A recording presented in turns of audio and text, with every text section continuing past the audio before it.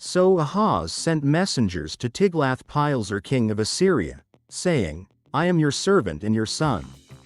Come up and save me out of the hand of the king of Syria, and out of the hand of the king of Israel, who rise up against me. From this brief but weighty exchange we learn the peril of turning from God to worldly masters for deliverance.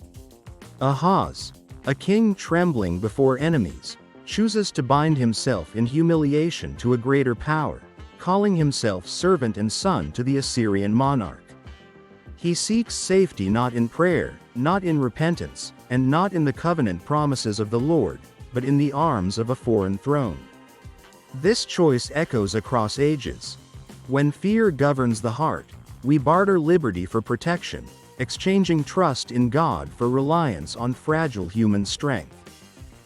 There is a lesson in sovereignty and consequence. A people who look outward for salvation may find temporal rescue and lasting bondage. The hand that lifts you today may demand tribute tomorrow.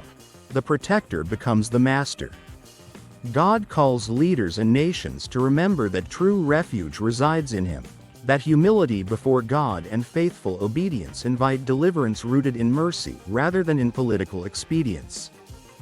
Yet the passage also invites compassionate reflection. Ahaz was an anxious soul, pressed on every side. We, too, feel besieged by challenges that press us beyond our strength. In those hours the Spirit invites us to prayer, to confession, and to community.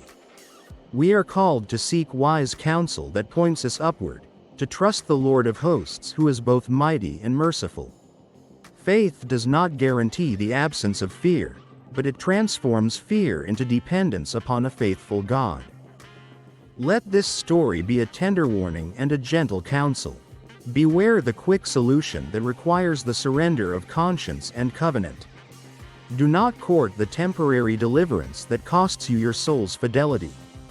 Instead, pursue justice, seek peace through godly means, and anchor your hope in the eternal promises which do not fail. Remember that God honors humble hearts and those who call upon His name. Finally, hold to the hope that God can redeem even the poor choices of fear. Repentance brings restoration. When leaders or people turn back to the Lord, He meets them with steadfast love.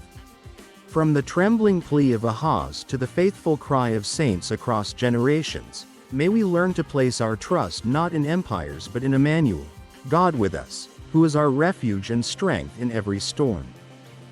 Let leaders take courage to act with integrity, to serve rather than to curry favor, and to remember that earthly alliances cannot replace covenant fidelity. Believers, be steady in prayer and patient in waiting, for God works through faithful steps. In seasons of crisis, choose righteousness over convenience, and allow God's purposes to shape your choices, trusting that He makes beauty from ashes for those who wait patiently.